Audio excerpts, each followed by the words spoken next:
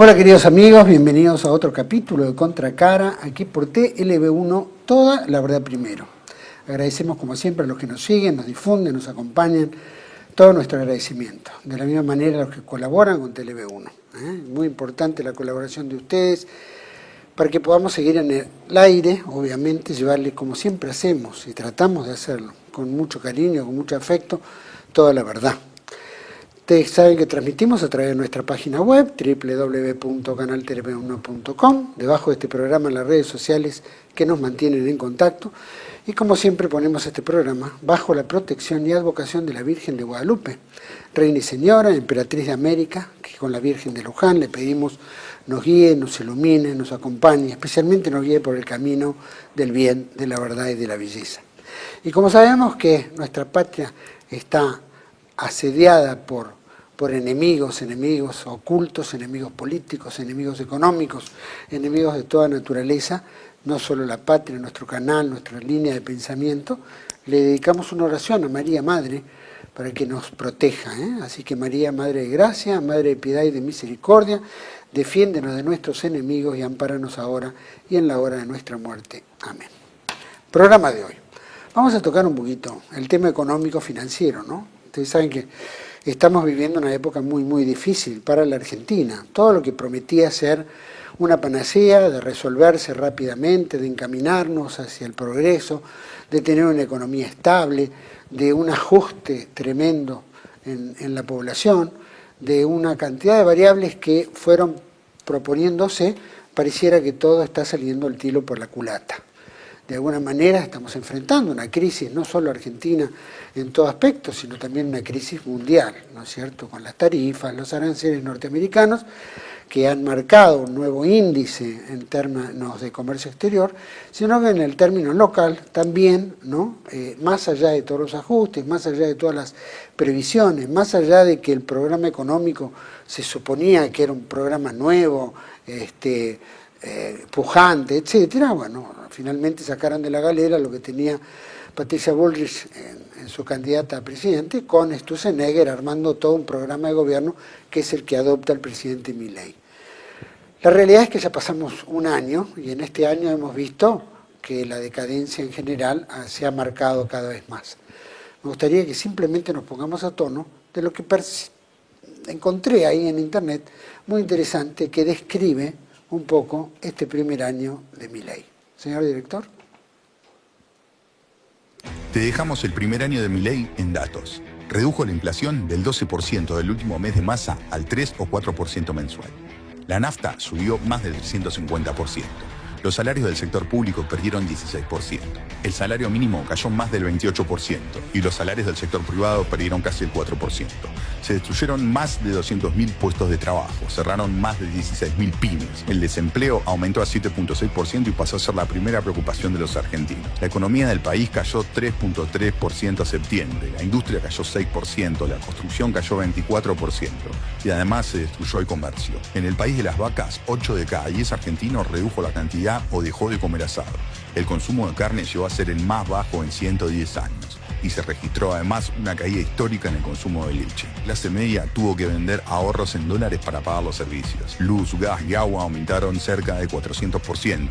Los jubilados fueron la variable de ajuste y además le recortaron los medicamentos gratis. Para el primer semestre la pobreza subió 11 puntos, logrando el récord de 5 millones de nuevos pobres. Datos, no relato. Eso es un poquito un pantallazo. Por supuesto que los números fueron mucho más de lo que en realidad se está poniendo en pantalla. Es simplemente ponernos a tono. Yo creo que merita tocar todo este tema, ¿no? Especialmente el Fondo Monetario, esta expectativa que tiene el gobierno de Milei de poder lograr un acuerdo, ¿no es cierto? Y que el borde, ¿no es cierto?, el directorio del Banco, del Fondo Monetario pueda permitir el desembolso de 20.000 millones, que bueno, sabemos ya Popular, que no será el monto total, sino que será en partes, en tramos, como lo harán el BID, el Banco Mundial y otros, ¿no es cierto? La realidad es que todo esto nos pone en un panorama de crisis, especialmente ahora, en este momento, que estamos llegando en un año electoral que también hay expectativas. El presidente viajó en forma privada, con costos públicos, por supuesto, dinero público, a los Estados Unidos a sacarse una foto con Trump, el cual no lo pudo lograr. Eso podría de alguna manera destrabar un poco las pretensiones del Fondo Monetario y habilitar un pasaje más rápido. Sin embargo, no se dio, las circunstancias no están a favor del presidente Milei, tampoco de este gobierno, así que bueno, vamos a analizar este espectro en general con dos grandes amigos. Por un lado, me gustaría presentarlo a Luis Alberto Rey, doctor, abogado, economista y administrador, contador público. Y aparte conductor del programa aquí en TV1 de Panorama Económico. Y por el otro lado, Héctor Juliano, licenciado en Administración de Empresas y Finanzas, y es experto en deuda pública, y por supuesto lo tenemos en el canal, y está también en un programa Crisis y Conflictos del siglo XX aquí en este canal. Así que a los dos les doy la bienvenida, gracias por estar aquí y analizar en general. Igualmente, gracias por la invitación y un gusto compartir el panel con Luis Alberto. Es recíproco. Recíproco, porque aparte son dos talentos importantes que tiene este canal y que tenemos ¿no es cierto?, el gusto de poder sacarles todo el jugo posible en estos temas que son de amplio conocimiento de ustedes dos. Hemos visto un poco el primer año de Miguel, creo que lo hemos analizado también con vos en algún programa, y lo hacen. El resumen, el vídeo este que se pasó es un resumen apretado, pero perfectamente claro. Quizás habría que hacer 2 o 3 precisiones puntuales. A ver. Ojo con la baja de inflación. La inflación acumulada de Milei es hasta ahora el 185%. Y los ingresos reales de remuneraciones, jubilaciones y planes sociales han quedado todos por debajo del nivel de inflación. Sin duda. Con un agravante técnico que ahora no voy a entrar porque si no nos derivaríamos a ese tema, que es que hay que tener presente que la inflación como fenómeno inflacionario va más rápido que los términos de ajuste de la economía, ¿no? Es la regla de siempre, las finanzas van más rápido que la economía. Sí. Entonces, cuando la gente, todos nosotros nos tragamos el 25.5% de la inflación Milei del diciembre del 23, ese recupero vino por parte en cuotas a futuro después del verano, con lo cual el desfasaje financiero es una pérdida que nunca se tiene en cuenta. Es lo que ahora está en la palestra en las paritarias, que los sindicatos recién ahora se acuerdan de plantear, ¿no? De que ahora están perdiendo con las paritarias. Perdieron desde el primer momento. Claro, apenas Yo agregaría, Héctor, un tema también. La inflación está mal medida, porque estamos en presencia de un problema de obsolescencia de la base de medición, que es una base del año 2004, que tiende a subestimar el sector servicios. Actualmente, dentro de la canasta de la familia, hay una mayor participación del sector servicios.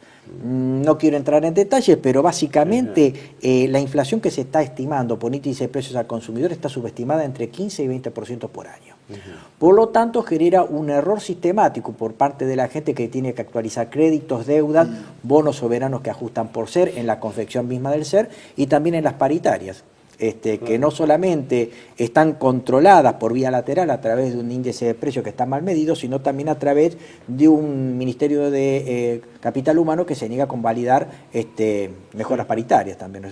Es una de las tantas cosas en que el gobierno dejó de ser liberal, ¿no? Hemos visto que la inflación en general, la inflación están planteando 2%, siempre se trata de buscar cuál es la mejor forma de medirla para beneficiar la política del gobierno. Siempre se buscan en determinados insumos que son probablemente los que menos aumentaron, y entonces ese es, digamos, el índice en el cual se basan. Pero en realidad estamos viendo que en la vida común la nafta va aumentando cada 2 semanas, cada 3 aumenta un 2-3%. Y estamos viendo en general, sabemos que si aumenta la nafta, aumenta todo, ¿no? Parece que todo está ligado a la nafta. Es formadora de precios. Formadora de precios. Entonces, ¿hasta qué punto el número inflacionario, que dice el gobierno, es coherente con relación al crecimiento o el aumento de todo lo que son los insumos generales, que lo estamos viendo todo el tiempo en las góndolas? ¿En qué índice se basan como para determinar? Te doy un dato tomado del Ministerio de Economía, que es bastante gráfico. ¿Qué pasó en el año 2024, que tenemos los datos completos, ¿no? los ingresos totales del Estado aumentaron en 203%, ayudados gracias al impuesto inflacionario, al tan denostado impuesto inflacionario de los liberales, pero que viene un hiperliberal y lo aplica.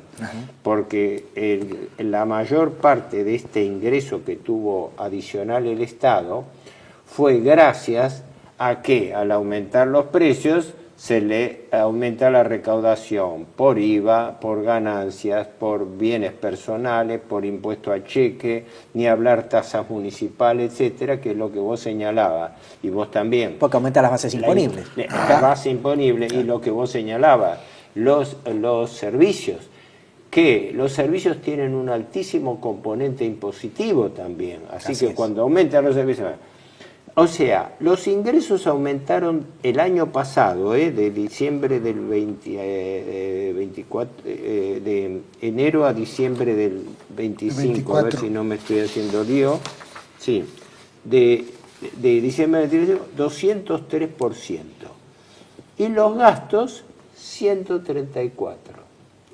203 porcentaje de aumento de los ingresos gracias a la inflación, y gastos 134% gracias a la licuación de gastos producida por este mecanismo de inflación. O sea, la misma inflación que sirve para agrandarle los ingresos al Estado es la que sirve para depreciar el gasto público. Y eso unido a la caída del gasto de capital, que el gasto de capital, la obra pública, cayó negativo 23%. Y esto por ser discreto y utilizar la cifra oficial del Ministerio de Economía, ¿no? No hablemos si hacemos una medición por nuestra cuenta. Perdón que me pareció oportuno destacarlo. Un tema importante, por ejemplo, es mencionar si hay algo que nosotros podemos detectar como algo del Estado, ¿no? El Estado dice que hay un 2%, ¿no es cierto?, de inflación, pero hay dos sectores del Estado que nosotros podemos percibir. Los impuestos de ABL, barrio de limpieza, y el agua. Por ejemplo, dos factores. El resto son empresas privadas, es decir, tendrán su modalidad. Pero estamos viendo que en esos aumentos no se respeta el 2%, ni 2 y pico, sino que salta de una forma progresiva en un número que ya es escandaloso, ¿no? Que no tiene absolutamente nada. Y estamos hablando que son dos parámetros, digamos, del mismo Estado. Y que, como decía Luis Alberto, tienen una baja ponderación en el índice. Entonces, ¿qué pasa? No se refleja el impacto de los servicios públicos en el índice de inflación. Están haciendo un poco lo que se le imputaba a Moreno. El apagón estadístico, claro. La manipulación estadística, sí. Volviendo al tema, que obviamente esto supone que traía estabilidad, etcétera,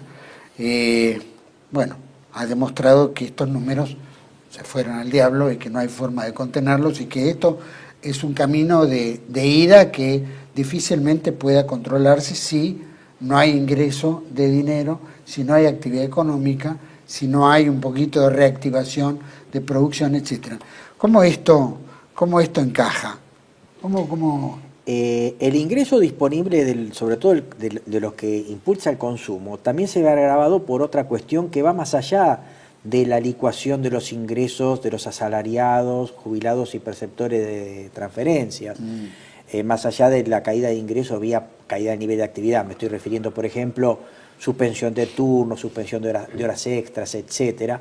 Sino que también lo que se está observando en la economía nacional es una gran transferencia de ingresos del sector consumidor al sector productor de ciertos servicios concentrados, oligopólicos, y del sector concentrado de producción de determinados bienes. Por ejemplo, servicios financieros bancarios, aluminio, etcétera.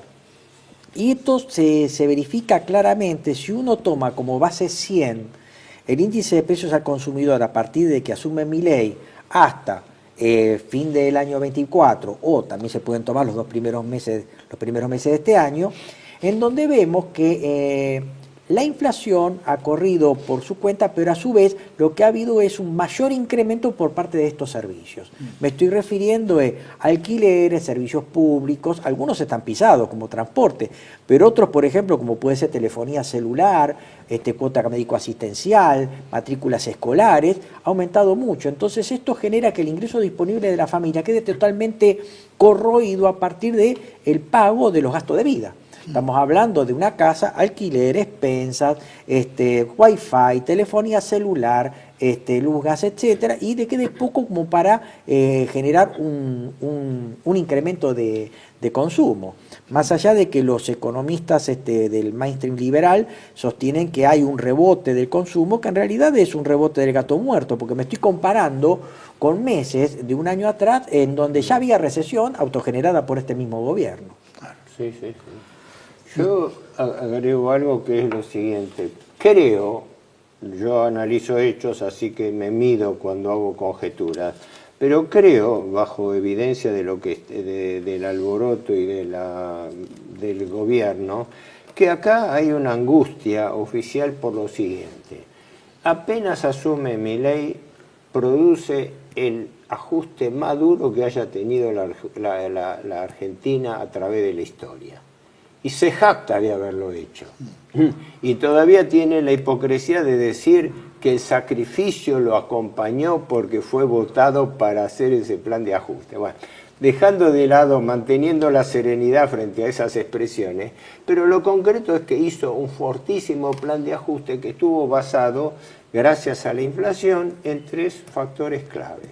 La primera y principal, la macro devaluación que hace llevando al doble el valor del dólar, un valor que se traslada a los precios, unido a la piedra libre de remarcación de precios de los sectores concentrados oligopólicos que vos siempre señalás. Así que, primer factor, macro devaluación que se traslada a los precios. Después, remarcación salvaje para que las empresas armen sus colchones de precios. Y tercero, tarifazo. Con esos 3 golpes, con ese plan de ajuste duro que no lo ahorra ni siquiera el Fondo Monetario, ¿no? Es Vox Populi, no es materia de discusión, el gobierno pudo llegar a estos resultados pírricos de haber obtenido un superávit fiscal que el año pasado fue de 10.4 billones de pesos. O sea, yo digo una victoria pírrica porque se obtuvo a costa de un sacrificio impuesto al pueblo argentino. Un ajuste. Pero tan importante brutal. como esto es, ¿para qué se usó ese superávit? Se usó para pagar intereses de la deuda pública.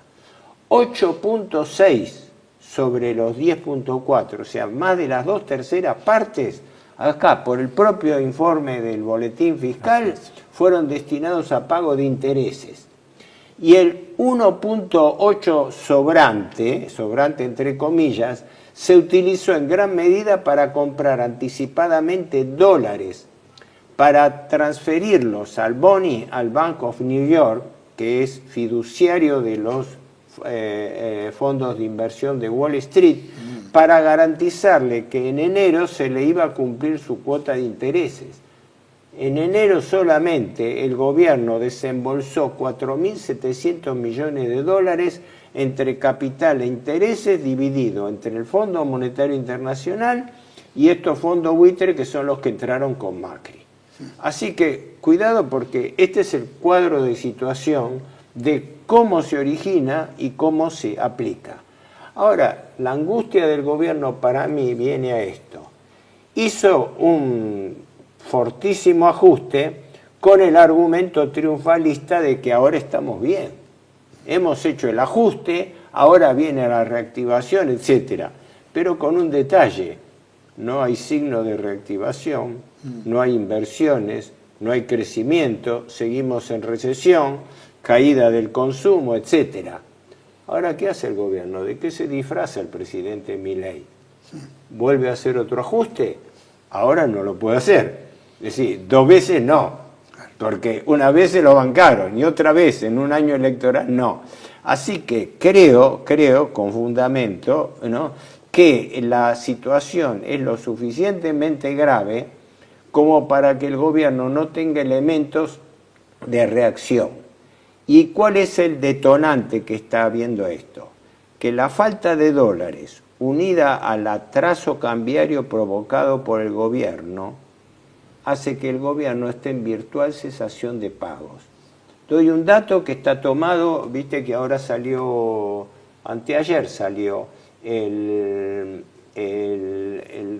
resumen trimestral de deuda del último trimestre del 24, ¿no? Bueno, la deuda actual, según cifras oficiales, es de 484.000 millones de dólares, ¿no? Pero yo me fijé en un detalle característico. La tasa de interés promedio ponderada de la deuda, según datos oficiales, es de 7,93%, casi 8%. La promedio ponderada, no estamos hablando de ajuste. Si vos aplicás, haces un cálculo muy directo de aplicar esa tasa de casi el 8% a la deuda de 484.000, eso te da que la Argentina tendría que estar pagando anualmente 38.000 millones de dólares solamente por intereses. Siempre hemos aclarado que la Argentina no paga capital. Paga capital y hace rollover, renovación de la deuda baja. Claro. Ahora, la Argentina el año pasado pagó 12.200 millones. Quiere decir, pagó la mitad de los intereses que debiera haber pagado a los externos, claro, porque el 46% es deuda interestado.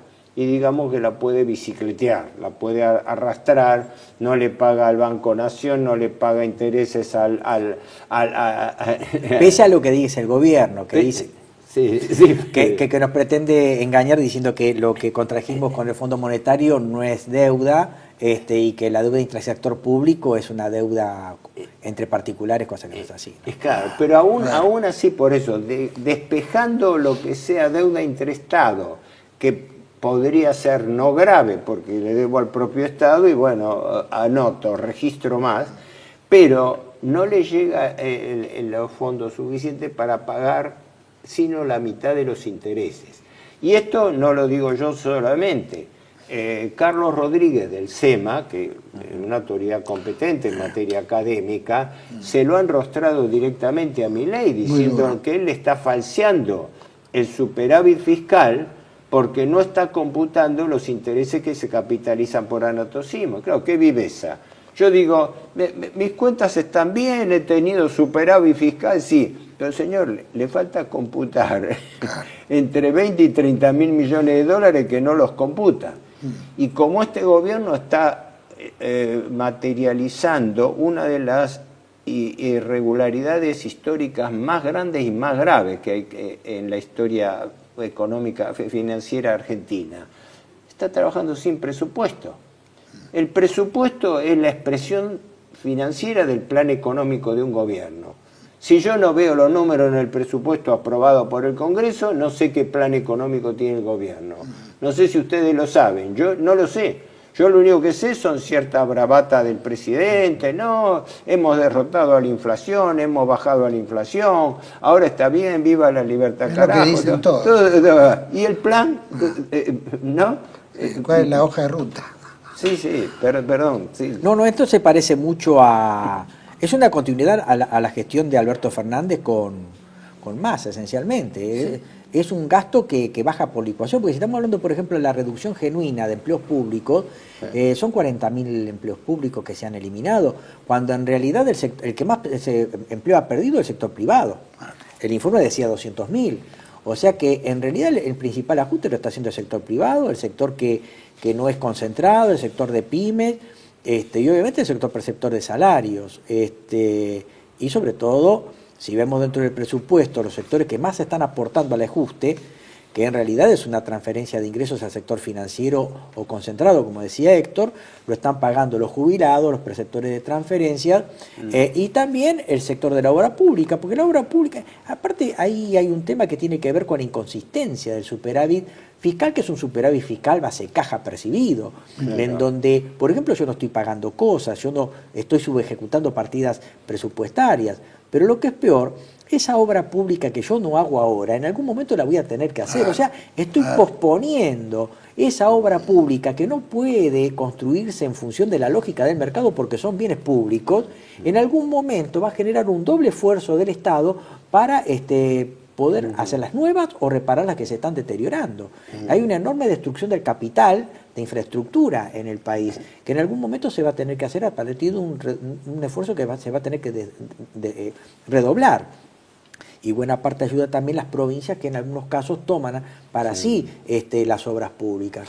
Bueno, ahí tener los compromisos Es de que las obras la públicas. idea es esa, patearle a provincias y municipios, pero en un estado de recesión económica y de verdadera estanflación, porque en realidad la inflación ha subido, ha disminuido el ritmo. Claro, pero la inflación está. Claro, esto sigue yo subiendo, siempre lo sigue comparo. aumentando. Es la trampa de decir, primero me mando un golpe inflacionario que yo lo he calculado entre diciembre y mayo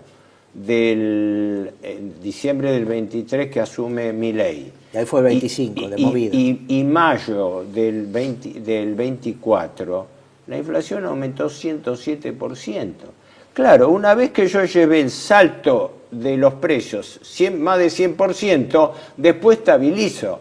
Sí somos todos vivos. Claro, primero provocamos una inflación, no ganamos. Y además, este factor importante, que la inflación actúa financieramente más rápido que el recupero de los ingresos reales. Y consecuentemente es correr el caballo por la cola. Cuando los sueldos se actualizan a futuro y ahora impuesto no con la inflación pasada de recupero, sino con una ilusoria inflación futura menor. Quiere decir que, señores, se tragaron la inflación ustedes y tienen que hacer frente a eso. Es más, perdóname, quería aportar algo a lo que vos decías, porque acá es importante decir esto. Socialdemócratas y liberales en la Argentina y en el mundo trabajan en tándem. Los gobiernos liberales arman sus esquemas de endeudamiento y después vienen los gobiernos socialdemócratas como el kirchnerismo, que no es peronismo, es socialdemocracia, se lamentan de la herencia recibida y la instrumentan. Esto fue hecho entre dos personas, por acuerdo de sectores a través de dos personas, Massa y Milei, que son los que se ponen de acuerdo en no tratar el presupuesto del año 2025. Detalle no menor, lo habían dicho formalmente. Esperemos las elecciones, porque después de las elecciones tenemos un Congreso 2024. nuevo y todo así. Sí, un comino. Pasó con Congreso operante, con sesión extraordinaria y no se trató. Y ahora la volvieron a hacer. Pero, ¿qué ocurre? Acá el que sentó la semilla de la destrucción fue el año de gestión de Massa. Porque el 46% de la deuda pública está en pesos. Pero durante el año de gestión de Massa, ya venía de antes, ¿no? Pero él formalizó que a medida que la deuda iba venciendo, la reemplazaba por bonos duales. Bonos indexados por inflación o por tipo de cambio, el que fuese mayor. Lo que hace que eso lo agarró primero por devaluación y ahora que la devaluación quedó con atraso cambiario, lo agarra por inflación. Es dolarizar la deuda en pesos. Un número también del informe mensual del Ministerio de Economía, porque me baso en los datos mensuales. Fíjate vos lo siguiente, la deuda pública el año pasado aumentó neto 16.000 millones, pero por ajustes de evaluación, por indexación, aumentó 80 billones de pesos. Sumás 16 más 80 y te da que la deuda aumentó el año pasado los 96.000 millones de dólares que se citan. Pero dato oficial de la Secretaría de Finanzas del Ministerio. Dato oficial, o sea que el gobierno más o menos el año pasado estaba endeudando por mes 8.000 millones de dólares. Sí, Más que o menos. venían de ajuste por indexaciones. Así claro. es. Vamos a un pequeño corte, volvemos enseguida, tratemos un poquito el tema de del Fondo Monetario, la BAN, Lo que pasa afuera, claro. y aparte de estos otros organismos paralelos que supuestamente el gobierno está esperando 50.000 millones de dólares, ¿no? 50.000. Vamos a un corte y volvemos enseguida. TLV1 se complace en anunciar que estará transmitiendo en su canal TLV1 Clips valiosos programas emitidos antes de la censura sufrida. El lienzo prohibido, El revés del derecho, Combates por nuestra historia, Disenso, Historias de Malvinas, entre otros que podrán encontrar en este enlace.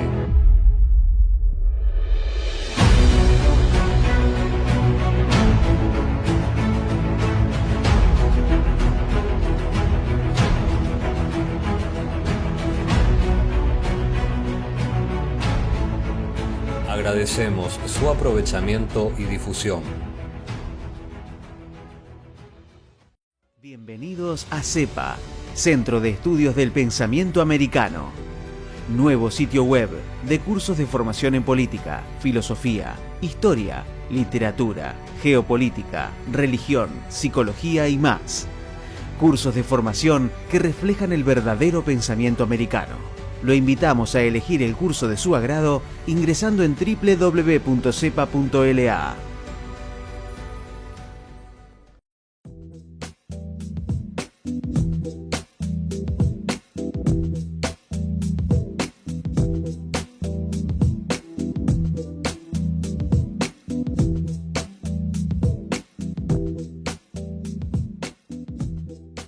Decir siempre la verdad primero tiene un precio.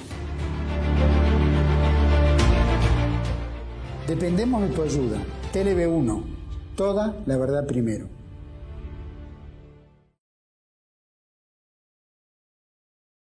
Bueno, estamos de vuelta en este segundo bloque con Luis Alberto Rey y Héctor Giuliano.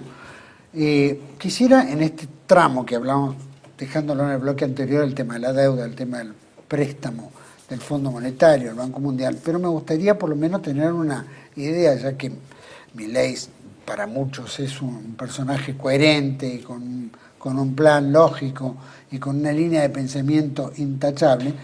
Quisiera que volcáramos, ¿no es cierto?, en este programa estas pequeñas archivos, ¿no es cierto?, del 2022 que un poco lo pintan en lo que es hoy. Señor director. La forma que usa el político más desalmado y más populista y más salvaje, más mentiroso, es el endeudamiento. El endeudamiento es una forma absolutamente inmoral de enfrentar la situación, porque la deuda no son ni más ni menos que impuestos futuros. Entonces quiere decir que la fiesta del presente está siendo pagada por el trabajo de personas en el futuro, digamos, personas que no votan, personas que todavía ni siquiera nacieron. Es decir, es profundamente inmoral. Es decir, están financiando la fiesta del político populista hoy a cambio del esfuerzo de generaciones que ni siquiera pueden manifestarse en las urnas. La tensión técnica con el Fondo Monetario Internacional es porque lo que quería hacer Caputo era utilizar las reservas para tener más grado de libertad en hacer la política monetaria. ¿Y sabes lo que le dijo el Fondo Monetario Internacional? No te voy a poner guita adentro del Banco Central para patinarte una aventura electoral. Ya me enganchaste, ya me anotaste, ahora, digamos, te voy a limitar.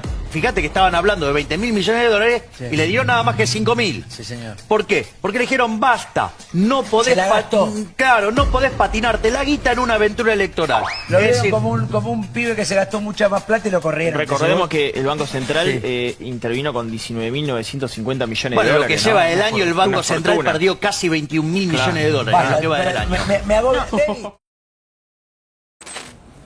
En realidad, la crítica del mundo con el fondo es que es blando, que es muy laxo. En el caso mío ni siquiera debería existir, porque el fondo es una institución perversa. ¿Sabes por qué? Porque cuando un país está, después de hacer un montón de zafarranchos y que ya nadie lo financie y está a punto de explotar, ¿qué hace? Pone la guita. ¿Y qué hace? Le permite tirar el ajuste para adelante. ¿Qué es lo que está buscando este gobierno? Como este gobierno no tiene credibilidad, no tiene reputación. Una deuda con la sociedad más tarde. Estamos avanzando en un acuerdo con el Fondo Monetario Internacional para poder terminar de sanear el balance del Banco Central y salir del cepo cambiario definitivamente durante este año.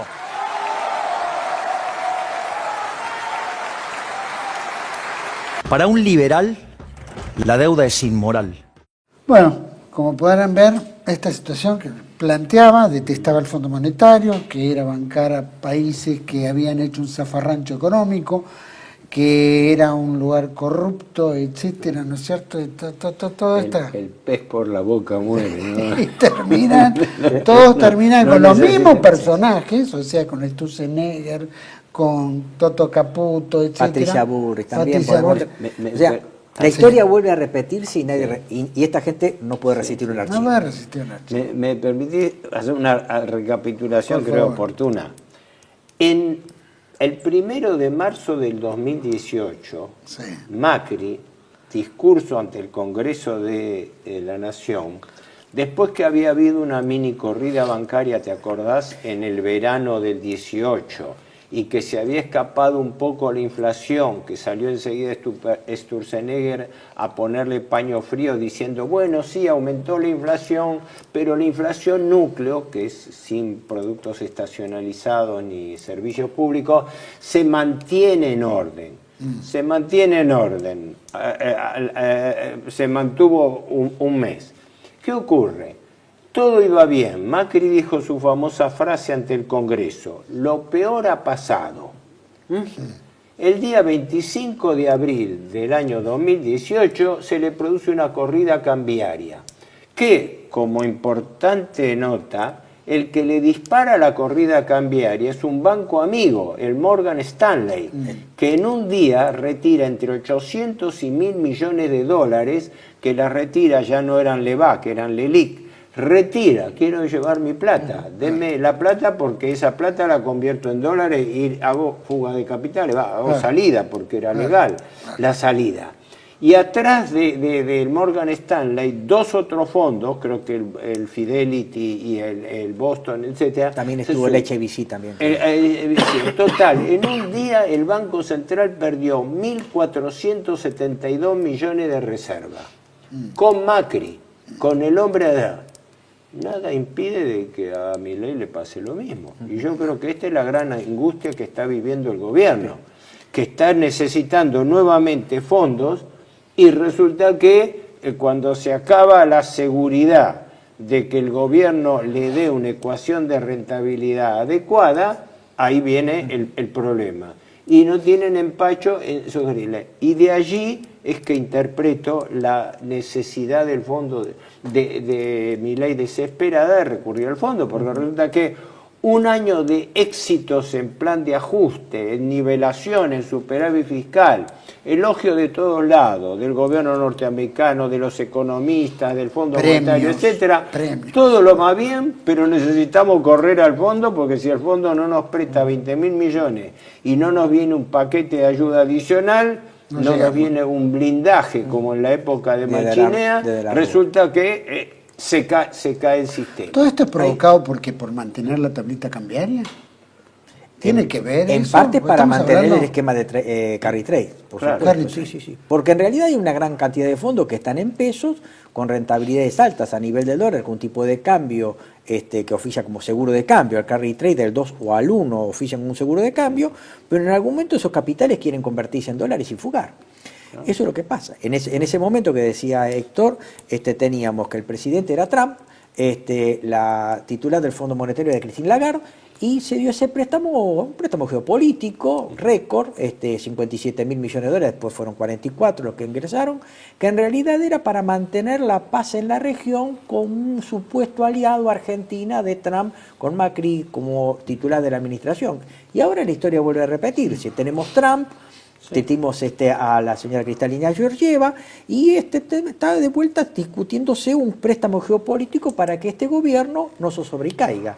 En definitiva, si las cosas se hicieron tan bien, no teníamos necesidad de ir al Fondo Monetario Internacional. Si las cosas fueran bien, el superávit fiscal fuera tan genuino, no tendríamos necesidad de endeudarnos cada vez más. Entonces, ¿por qué vamos? Con un agravante, que no sabemos si esa plata va a alcanzar.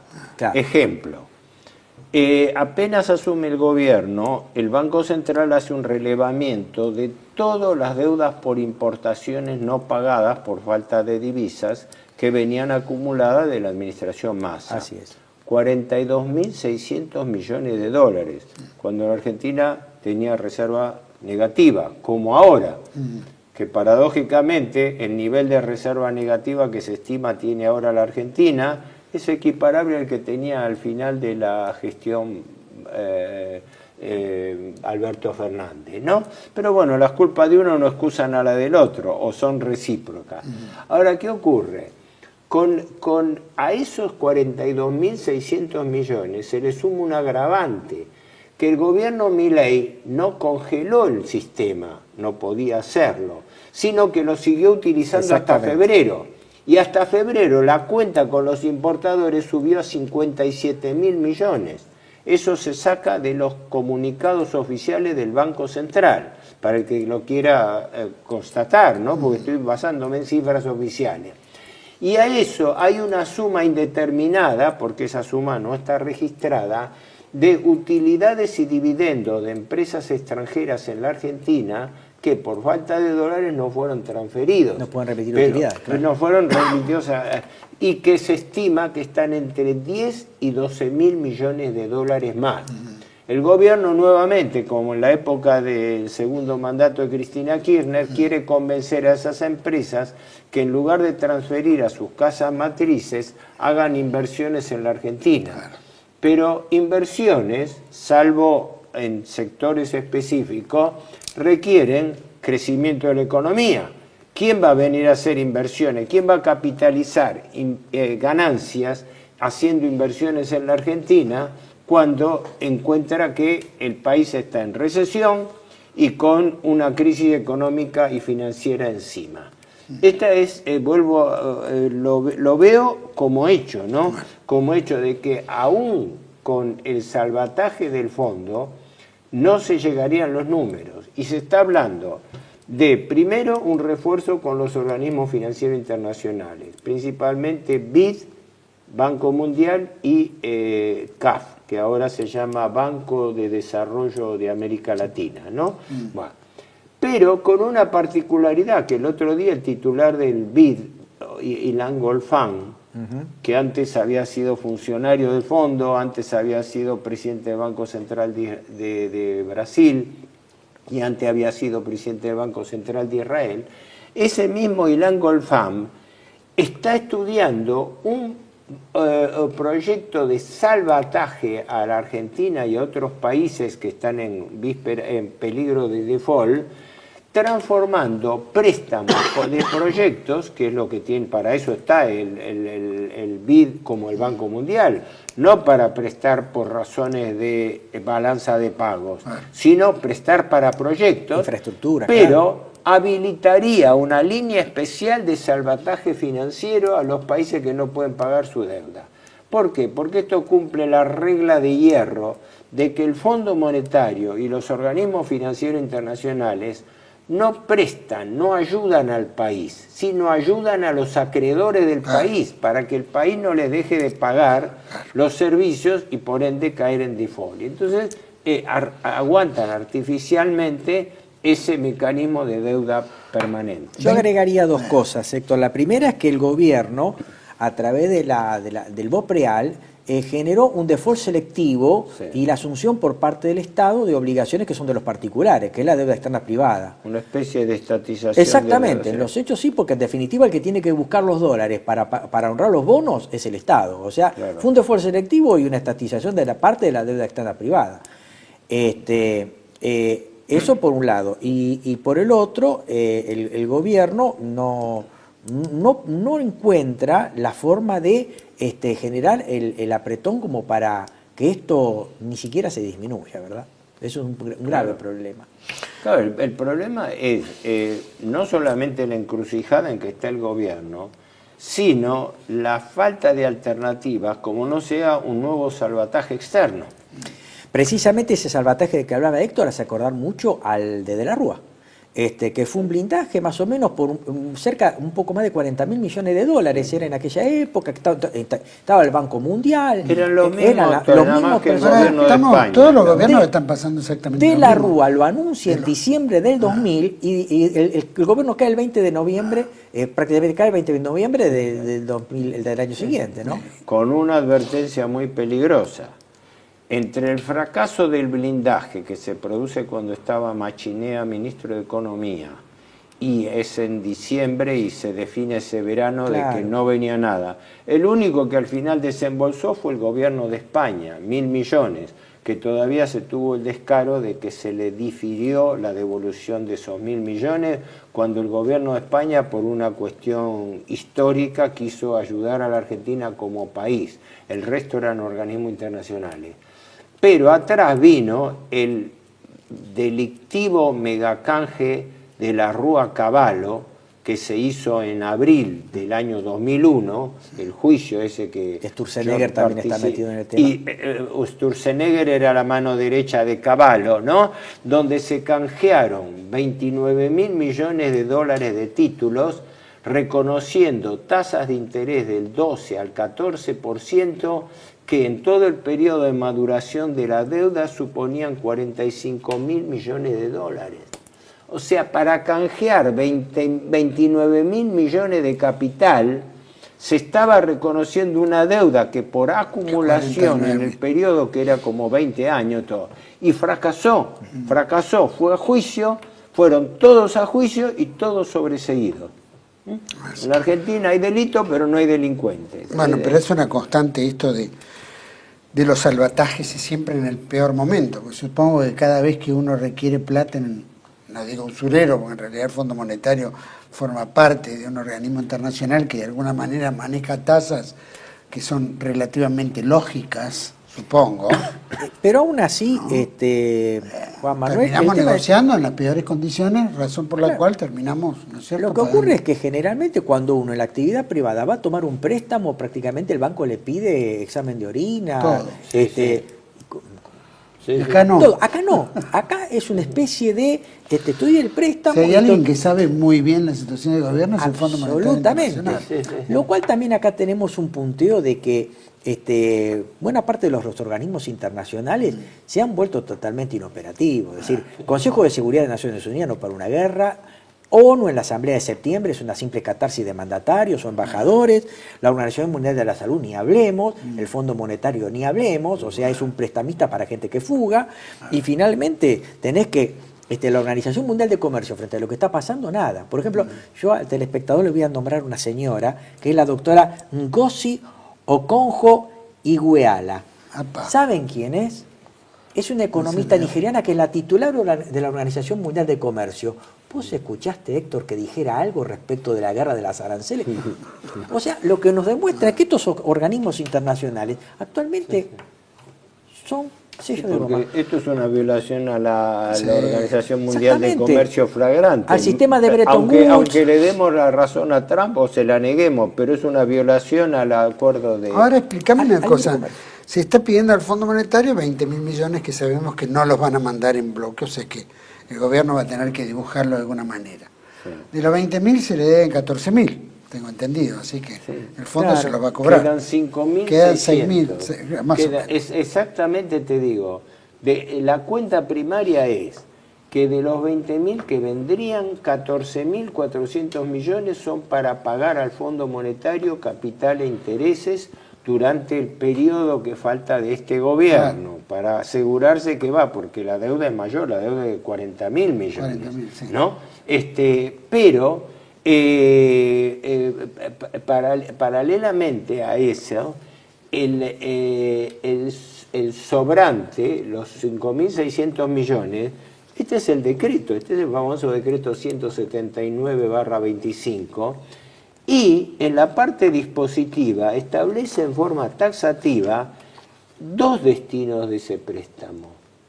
Uno es pagar deudas que son con vencimientos de organismos internacionales y pagar deuda externa. Y el otro es rescatar las letras intransferibles del Banco Central, que suman más, en lo inmediato vencimiento este año, más de 10.000 millones. Entonces, a ver, hagamos una cuenta. Si al Fondo Monetario, aunque sea en cuotas, haya que pagarle 14 y hay que rescatar letras por 10.000, ya estamos en 24.000 y el fondo va a prestar 20.000, me parece que las cuentas no cierran. Entonces, ¿qué va a hacer? Y el fondo ya aclaró que no le va a desembolsar por anticipado las cuotas para que, como dice, no se lo patinen ellos, como se lo pateó Luis Caputo. Claro, el mismo Caputo en época de Macri. ¿Sabés cómo fue el asunto? En abril del 2018, cuando se conviene primero los 50.000 millones, que después se extienden a 57.000, el primer desembolso fue una masa de 18.000 millones de dólares. Caputo entonces pasa a reemplazarlo a Sturzenegger y pasa del Ministerio de Finanzas al Banco Central, ¿te acordás? Y estando en el Banco Central, entre julio y agosto, vende al mercado 17.000 millones de dólares cuando el dólar estaba atrasado. O sea, regaló al mercado y salió la lista de como 8.500 destinatarios, entre las cuales aparecían funcionarios del gobierno macrista y también del gobierno kirchnerista, porque aparecían exfuncionarios de uno y otro lado, aparecía Nicolás Dujovne, aparecía la empresa asociada con el grupo Caputo, aparecía Lustó, la pareja de Lustó, etc. O sea, entraron por una ventanilla préstamo. Por eso, como el Fondo Monetario no podía eludir el escándalo, es que Christine Lagarde le pide a Macri que haga renunciar a Caputo. Así es. Porque el fondo estaba violentando su propio convenio constitutivo. Así es. El artículo 5 que le veta prestar dinero para atender corridas cambiarias. ¿Y qué quiere hacer el gobierno? Prevenir corridas cambiarias. Casi lo que estamos viviendo hoy. Pero para terminar este tema, porque vamos a ir a un corte, me gustaría saber de eso, obviamente que no va a llegar esos 20.000. El gobierno dice, bueno, necesitamos 20.000 para sanear las cuentas, para el Banco Central, en fin, tener la reserva y poder liberar el dólar. Perdón, ¿no?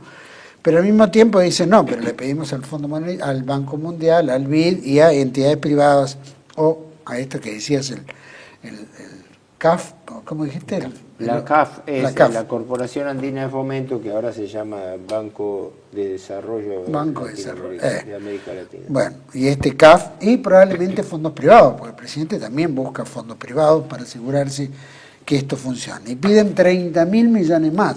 Lo que espera Caputo, según declaraciones públicas, eran 50.000 millones. Ahora estamos hablando de esto como un mono con navaja.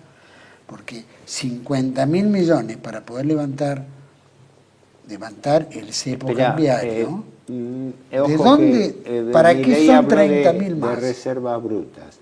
Reservas brutas son reservas teóricas, sin descontar los pasivos del Banco Central, así que en netos no. En este momento las reservas brutas del Banco Central son menos de 26.000 millones de dólares. Pero no indican nada, porque el banco tiene pasivos superiores, de tal manera que las reservas netas son negativas, según como se calcule, el Banco Central nunca da información sobre eso, entre 6 y 12.000 millones de reservas netas negativas, ¿no? Así que directamente estamos en rojo. Pero aún así las netas no son, como puede imaginar la gente, dólares líquidos. Claro. Tampoco. No. Está el swap de China, por ejemplo. O sea que... Claro. Bueno, pero estamos hablando de 50.000 millones. Y también está el otro tema que inclusive ya podemos decir lo que es oficial, porque hasta el mismo exministro Domingo Cavallo se lo ha reprochado al ministro y al presidente también, es que buena parte de este dólar está siendo pisado con la utilización de dólares, de los encajes de la gente que depositó dólares. Muchos dólares también se fueron por el blanqueo, tuvieron el tiempo que determinaba y se fueron. Y se dice que buena parte de los dólares que se están yendo por ventanilla son dólares de los encajes de gente que ha depositado dólares, ¿no? Y la fuga de capitales o salida de capitales que se está produciendo por el desarme de las posiciones en carry trade. Porque el carry trade es básicamente un arbitraje entre tipo de cambio y tasa de interés.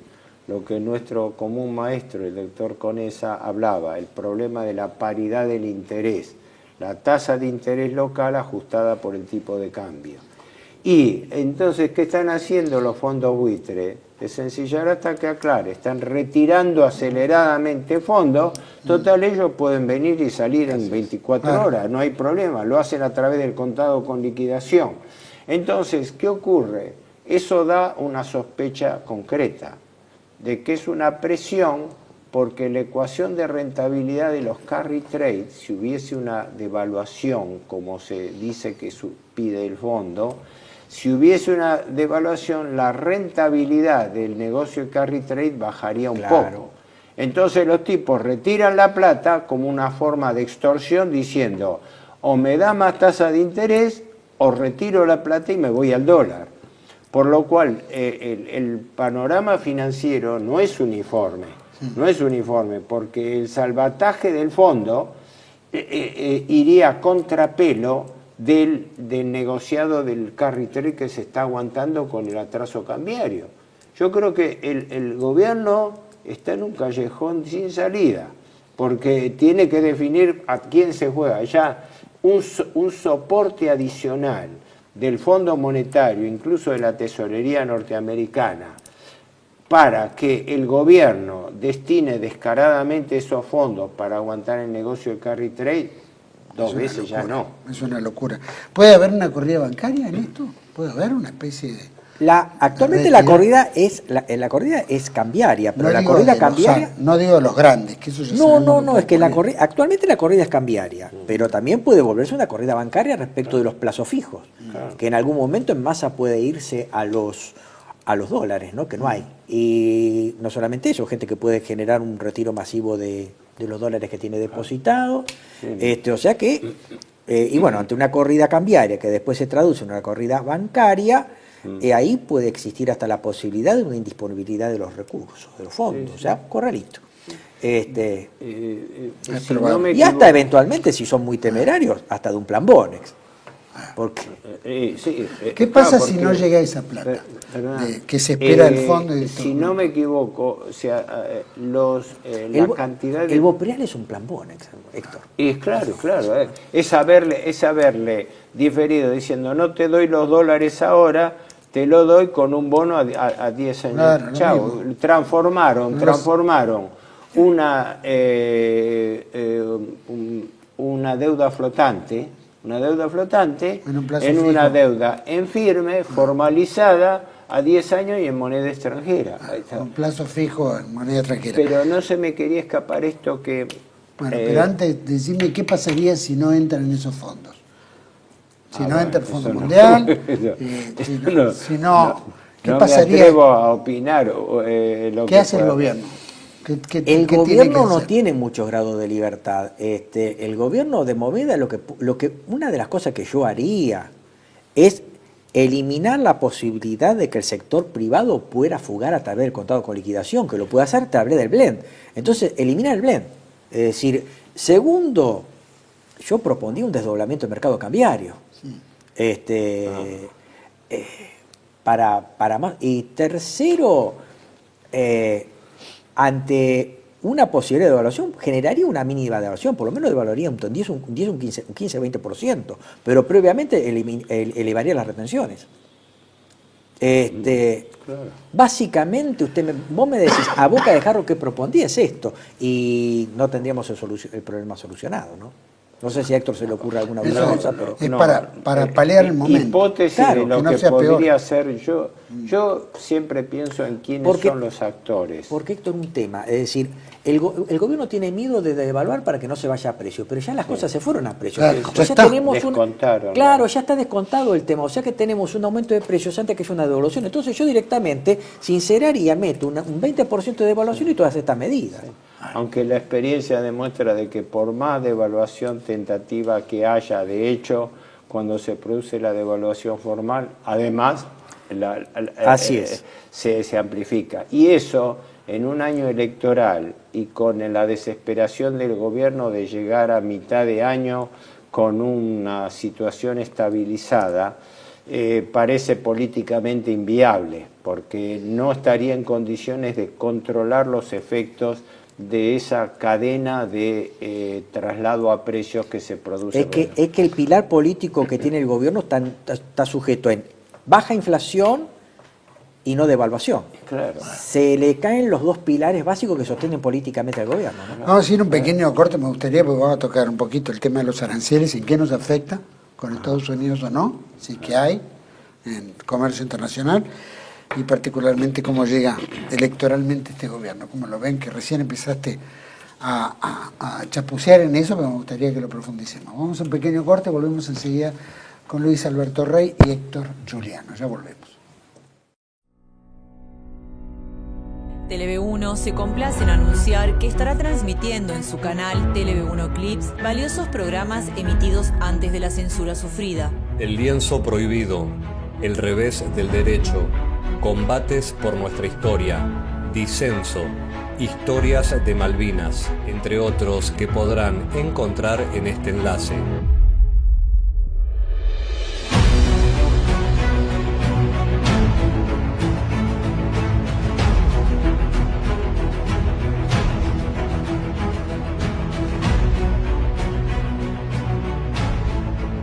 Agradecemos su aprovechamiento y difusión.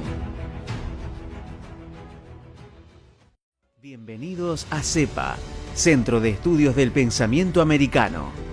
Nuevo sitio web de cursos de formación en política, filosofía, historia, literatura, geopolítica, religión, psicología y más.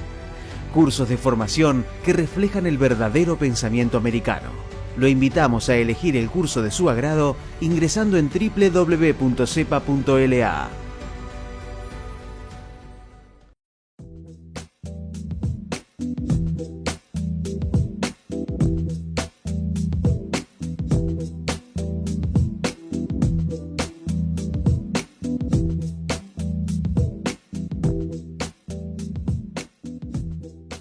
Decir siempre la verdad primero tiene un precio. Dependemos de tu ayuda. TLV1, toda la verdad primero.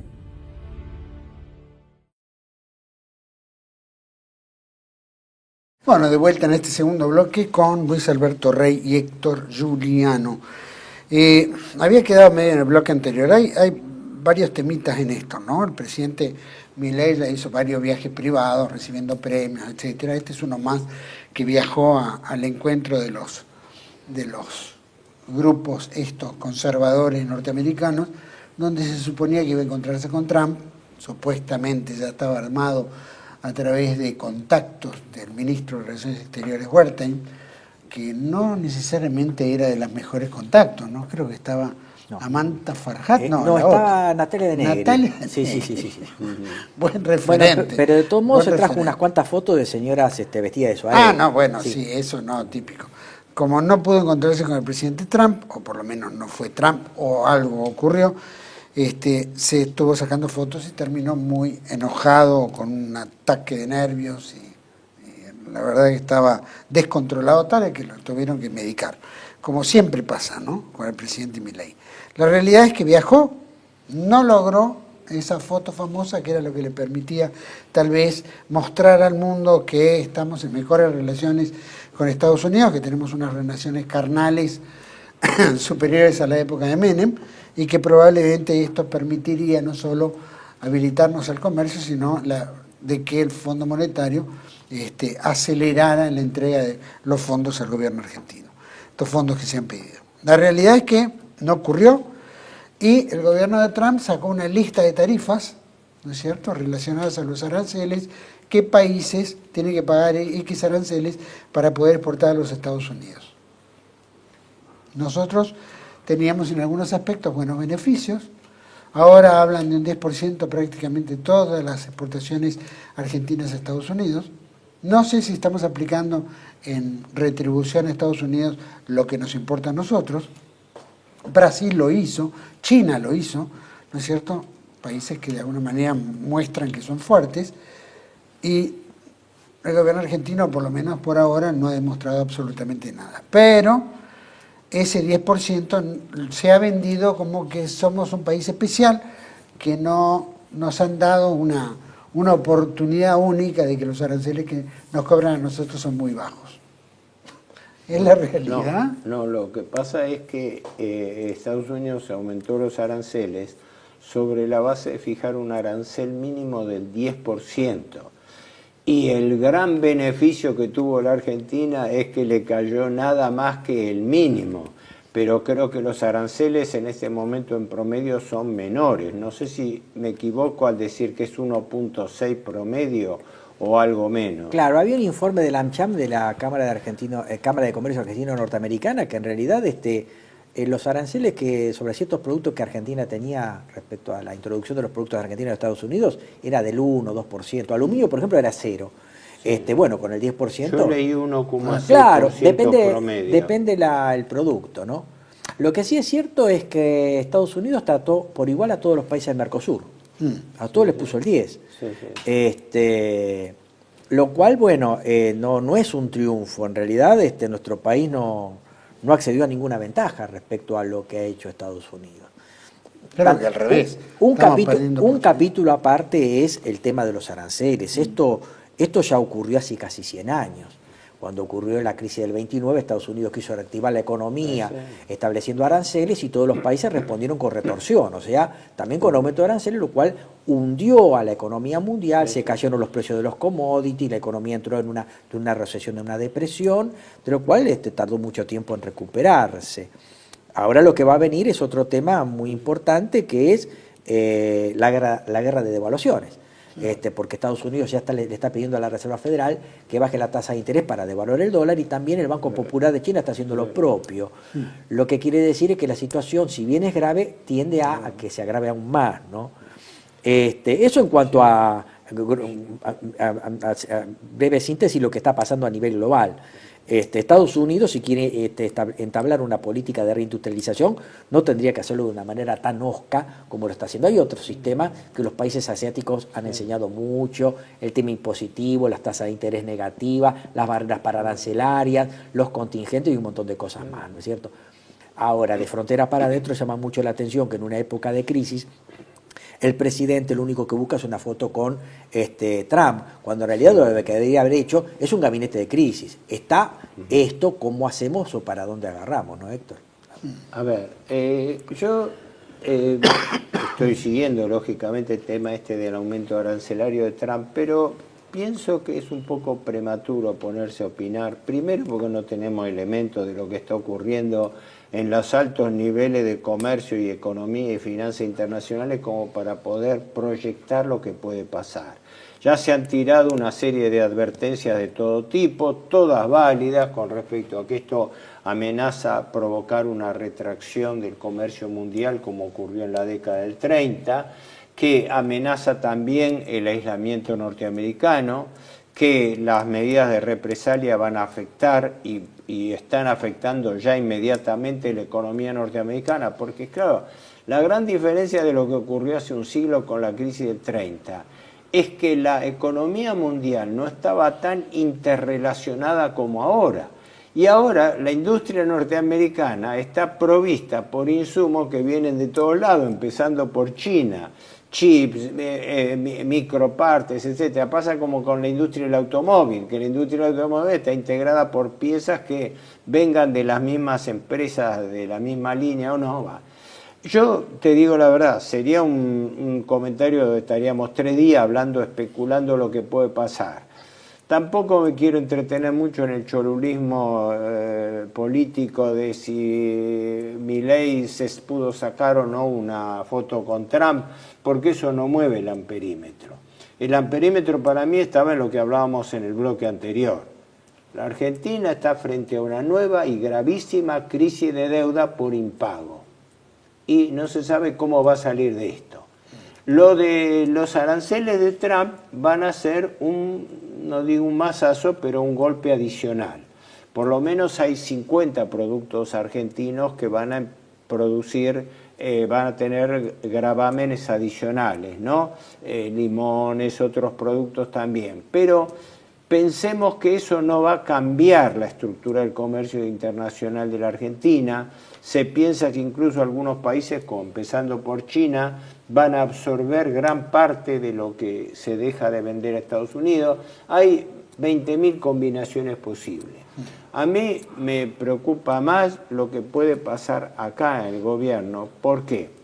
Porque el gobierno, en forma imprudente, ha ofendido realmente su incorporación al BRICS. Y justamente el BRICS en este momento sería una tabla de salvación. Y el presidente Milei, al revés de eso, pretende lograr un tratado de libre comercio para subordinar la economía y el comercio argentino a los Estados Unidos, en un momento en que Estados Unidos está en una maniobra que sinceramente todavía yo no sé qué va a pasar con las medidas de Trump, porque no lo saben ni en Estados Unidos, porque en Estados Unidos le están advirtiendo que estas medidas pueden llevar a un aumento de la inflación. Porque al aumentar los gravámenes, aumenta el costo de los insumos para la industria norteamericana. Entonces un celular se arma con componentes de 10 países que importan importa Estados Unidos. Al aumentar los aranceles es como es un movimiento reflejo. Y entonces, ¿qué ocurre? ¿Qué va a pasar cuando el consumidor norteamericano vea que las medidas de Trump le aumentan los precios? Con el argumento de que aumentan el empleo, pero en un momento en donde la industria es un fenómeno mundial, no es gran absorbente de mano de obra. Así que lo que vaya a pasar en Estados Unidos ahora es un interrogante. Más todavía lo que puede de eso revertir a la Argentina. Así que yo no me paré la mano, como quien dice, no me largué a conjeturar más, porque me parece que es entrar en un nivel de especulación y combinaciones infinita, ¿no?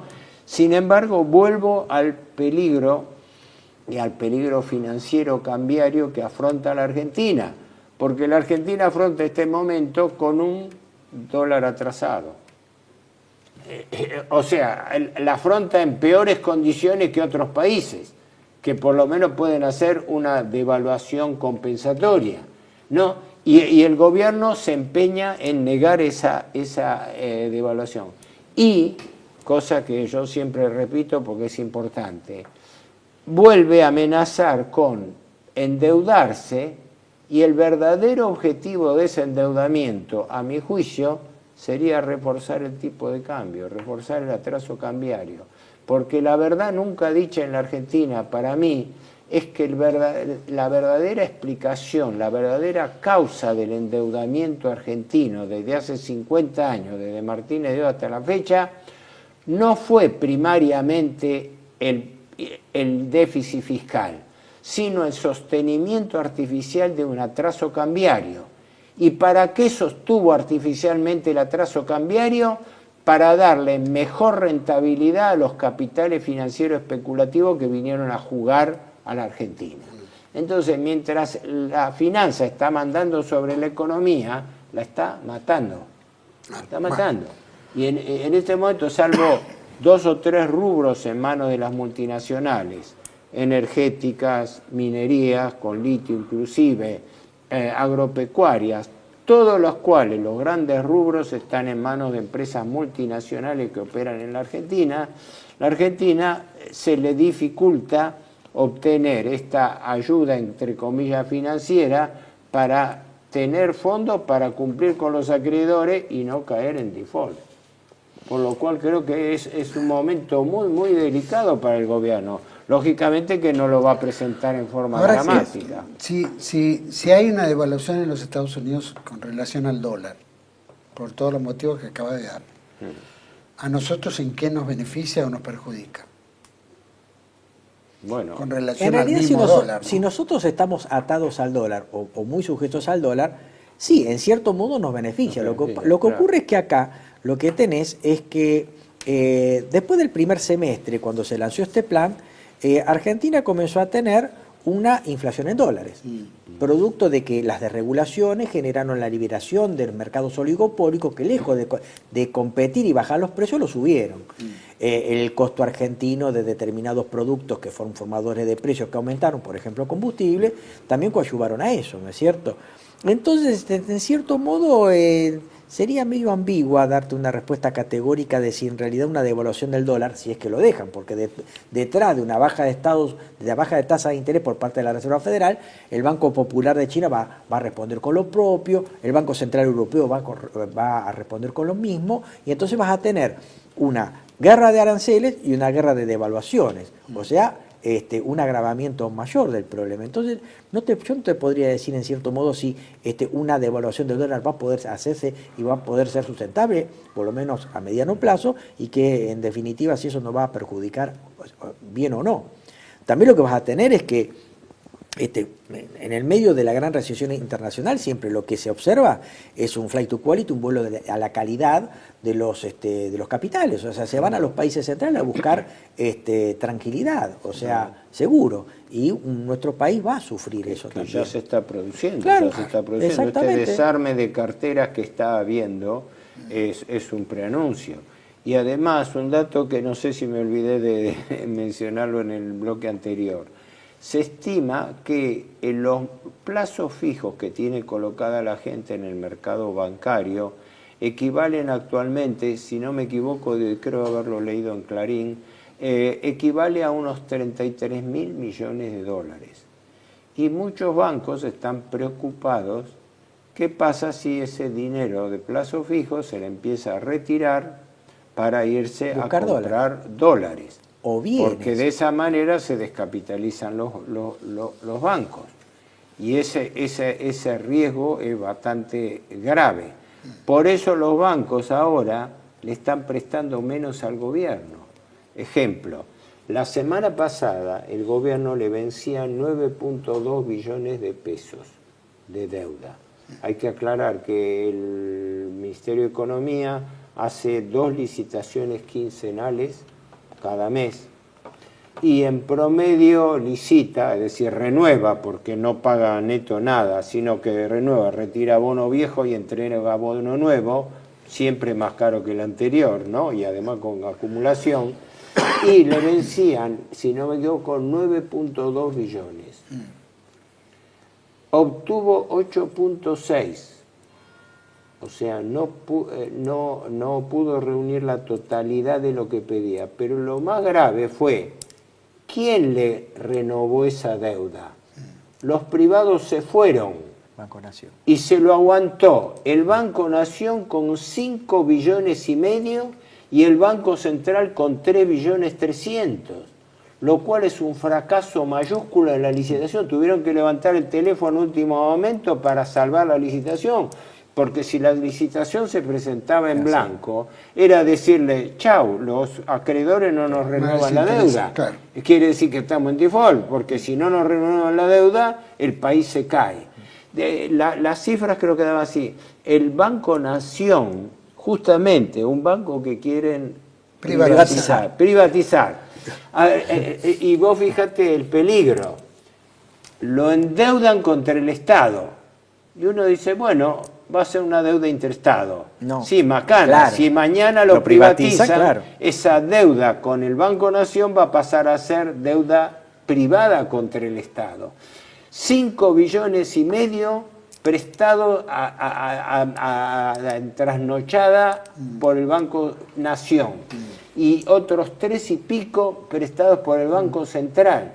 Que por otra parte eso contraviene una disposición de la Carta Orgánica del Banco Central que prohíbe prestarle al Estado, por lo cual se supone, porque no hay información directa, porque el gobierno mantiene en secreto quiénes son los compradores de títulos.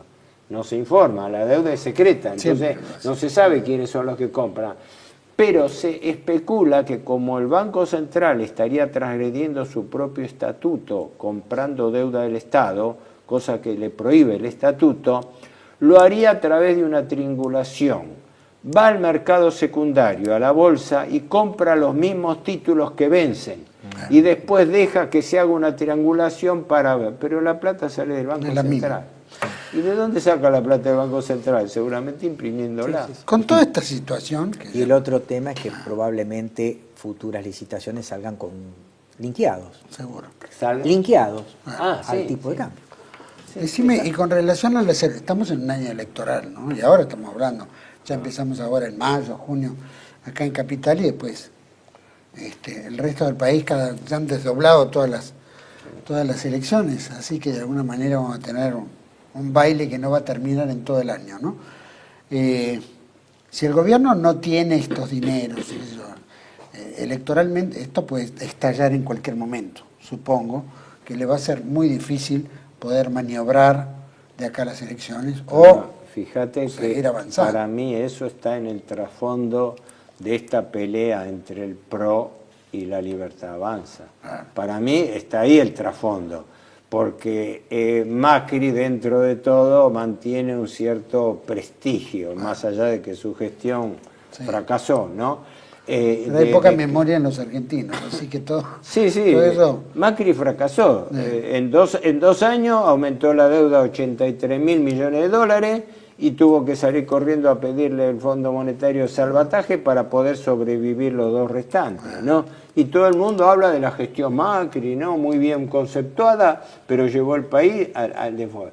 Y ahora, por pase le pasó el fardo de la deuda al kirchnerismo. El kirchnerismo, en lugar de impugnarla, que tenía todos los elementos para hacerlo, no. El kirchnerismo, cómplice del macrismo, le convalidó todo lo actuado. El negociado con los fondos buitre en agosto del 20, con Guzmán.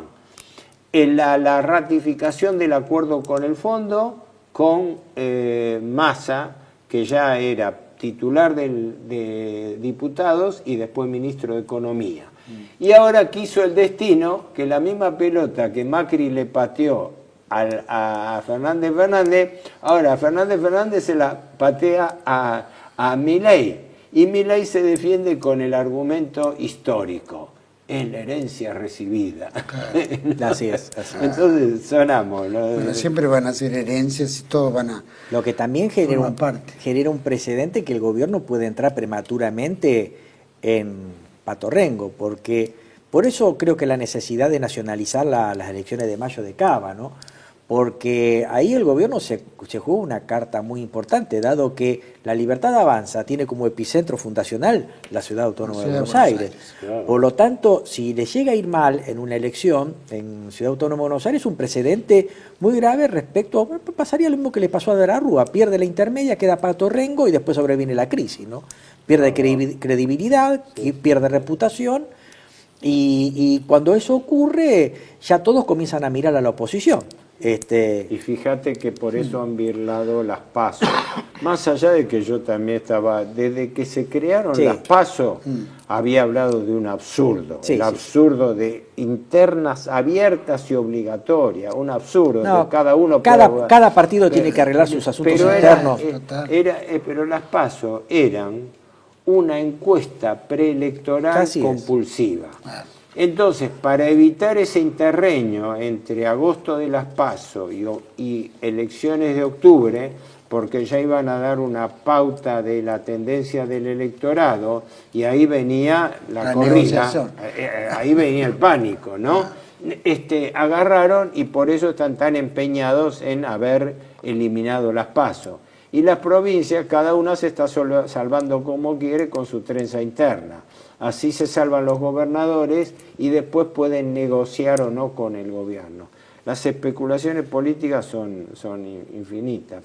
Más allá de que la Libertad Avanza no tiene figuras aglutinantes, salvo Milei, la hermana ha perdido mucha reputación respecto del escándalo de Libra, de hecho tiene que recurrir a Dorni, o sea que el gobierno está en una situación muy grave porque no tiene musculatura política. Están saliendo una cantidad de chanchullos de negocios y cosas. Los parientes que metió en su cartera. Pero denuncias en firme al diputado Ritondo, a varios más. Ahora apareció un nuevo asesor o pseudo asesor ligado a Santiago Caputo.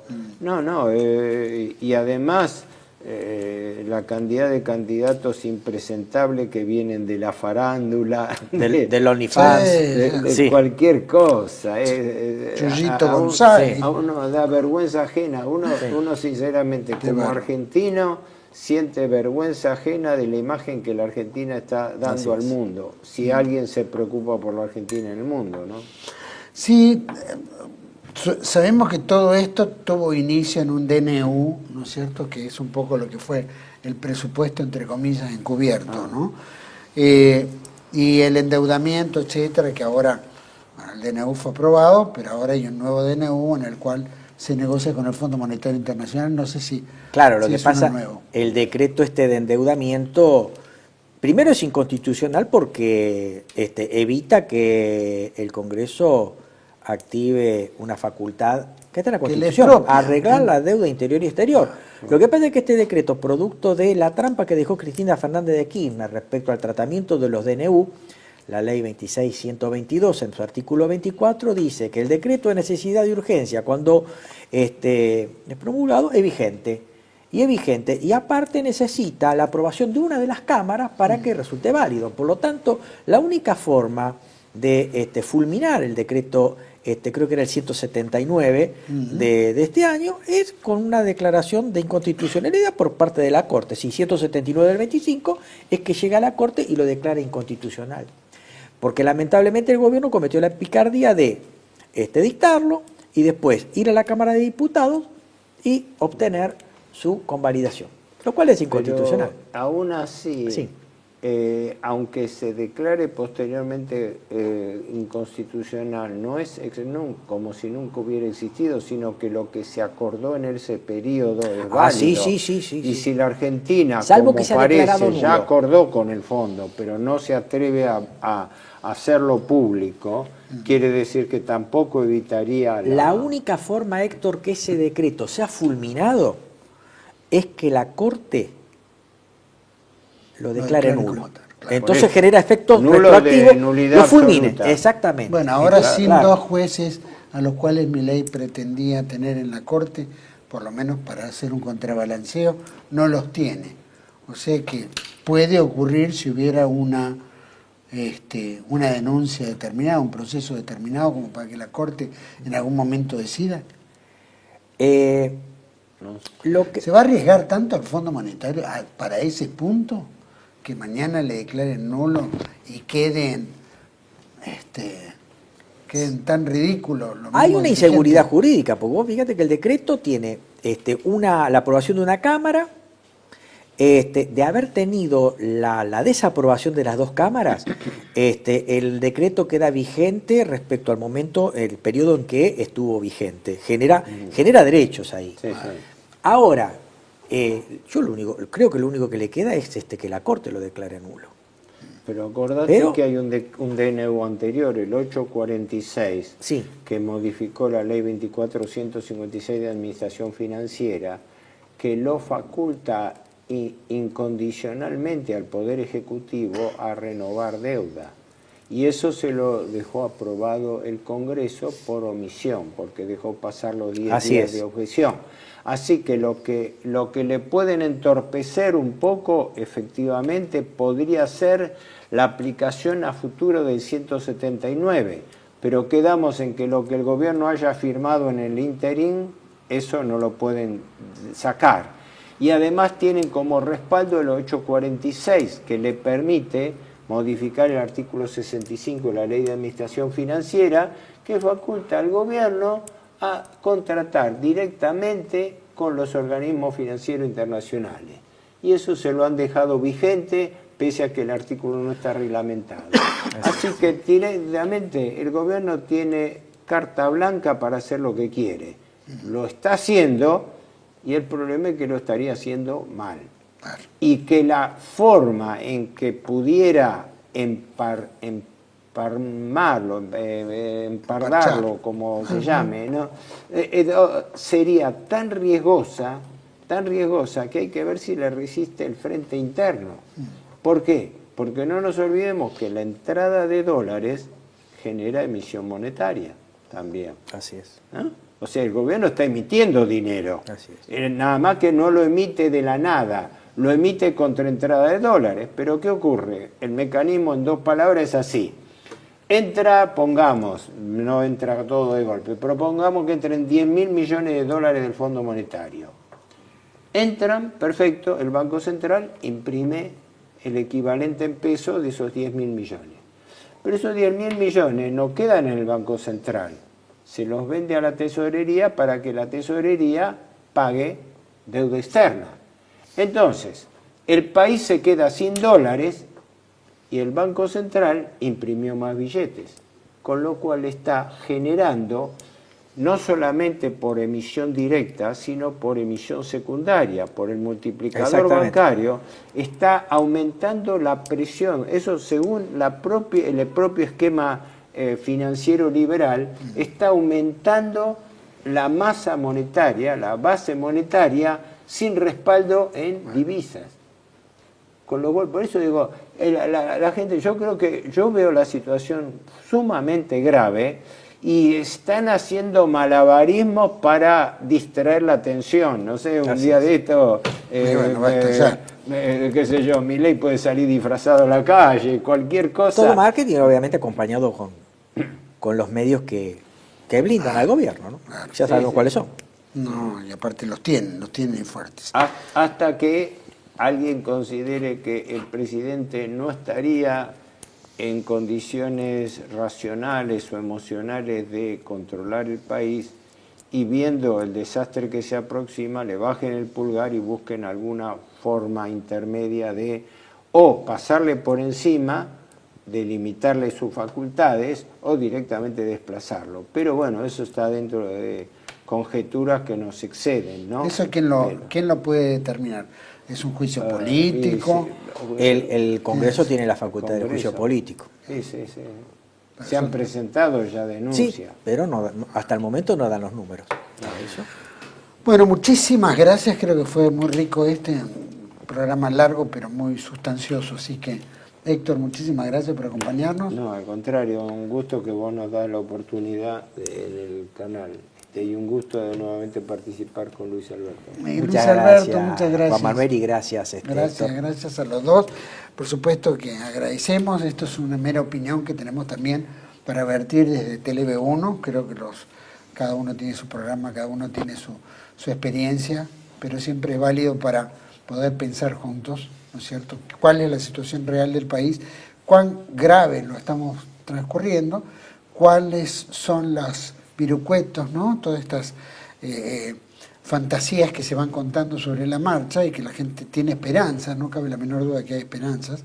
Esperanzas no están basadas en algo concreto, real, simplemente son esperanzas que algún día podrán deshacerse, desvanecerse frente a una realidad tan paupérrima que es la que estamos realmente viviendo y que pocos la perciben, o muchos la perciben, pero es difícil observarlo. Argentina está muy mal, no cabe la menor duda.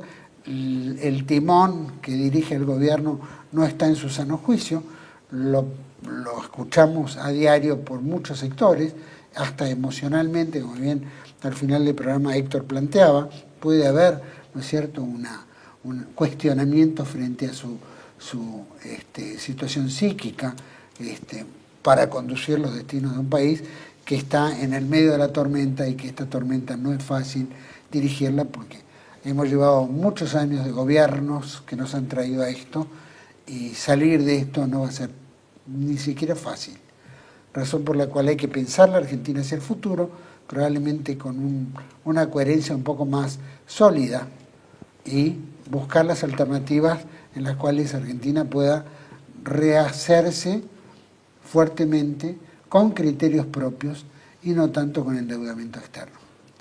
Los espero en otra entrega de Contracara, aquí por TLV1. Toda la verdad primero. Gracias.